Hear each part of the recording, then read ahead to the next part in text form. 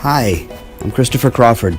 I'm an assistant professor of strategy and entrepreneurship at Rutgers University in Rutgers Business School in Newark and New Brunswick. For the last decade, I've been working on a universal theory about how companies grow. I want to see if there were any common factors across all companies, from the 22 million mom and pop stores with anywhere from 0 to 3 or 4 employees to the $1 trillion market capitalization of Apple, and what factors could explain how they grow or how they don't grow. More than anything, I wanted to understand how the biggest and the fastest growing companies, the rock star companies, the outliers, how they did it.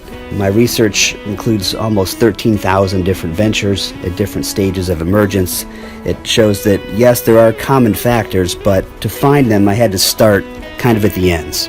So first I looked at generalizable venture outcomes, ones that apply to all business. How many employees do you have? What's your revenue? And growth from there. And I looked at, over time, at these different data sets, including the S&P 500, including the Inc. 5000, which are the fastest growing privately held companies in both the United States and in Europe. And I found that all outcomes show power law distributions. Now, these are in sharp contrast to normal distributions, where they're bell-shaped and the majority of the people are really in the middle, and then there are a couple bad ones, a couple good ones. One of the more interesting things about these power law distributions is that most of the observations in the sample have a very low value, and that the extremely high value outliers on the right, they skew the distribution way out. Outliers are traditionally defined as observations markedly different from the rest of the sample. They're rare, they're novel, they're beyond everyday experience, and they have a disproportionate influence on both the statistical and behavioral properties of the rest of the population. Now, those influences can be either positive or negative depending on the perspective of how you look at it. I call these influences coevolutionary effects, because in essence, it affects both the outlier and the environment around it. So outliers can push back on evolutionary forces like competition, and subsequently they have the potential to alter things around them. They're kind of like stars, where they have gravity and they can pull in resources. Now, some of the early research about these distributions, these power law distributions, concluded that if the generalizable outcomes, if they look like this, then the inputs are likely shaped in the same way. So after I looked at outcomes, I looked at inputs. I collected some data that was originally from the panel study of entrepreneurial dynamics in the US and the comprehensive Australian study of entrepreneurial emergence, CAUSE. These are both at the nascent stage, where firms are just organizing before they're officially a startup. And I found that all theoretically relevant variables, things like resources and cognition and the way that founders view their business in general, that all these were distributed in the same pattern as outcomes. They were all power law distributed. So from there, I broke down the inputs into 4 meta-constructs, and these apply to all ventures regardless of the scale.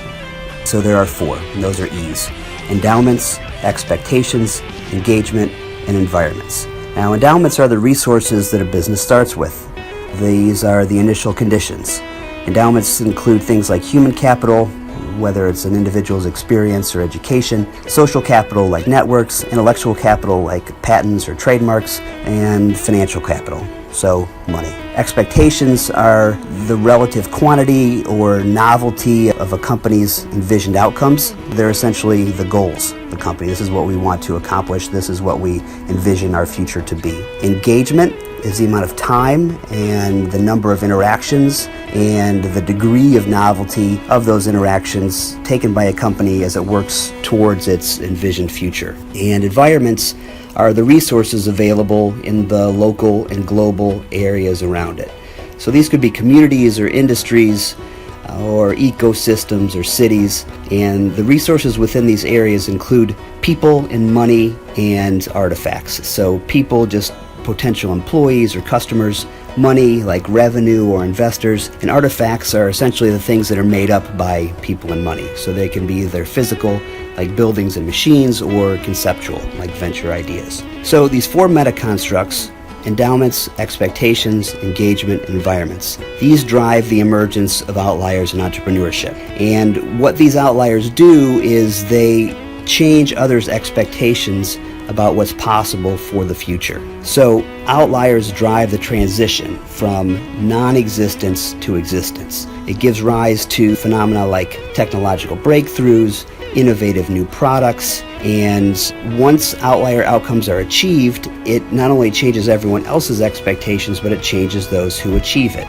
So if you have accomplished epic things once, then you kind of expect them to happen again. What's even more interesting, I think, is that when applying this complexity science perspective to different domains, identical power law distributions emerge. So if the same slope appears in human capital or social capital and in other kinds of research domains, that's a sign of universality. So I developed this framework, this 4E framework, to explain outlier growth in entrepreneurship, but I gradually came to realize that it can explain the emergence of any type of epic outcome, any type of extreme outcome, whether it's an epic win or an epic fail, and it can be at multiple levels. It can be for teams or individuals or institutions or countries.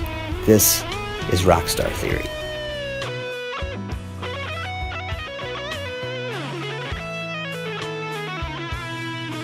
Separately, coming soon, will be presentations of how each of the 4 E's increases the probability of superlative achievement. Thanks for hanging with me.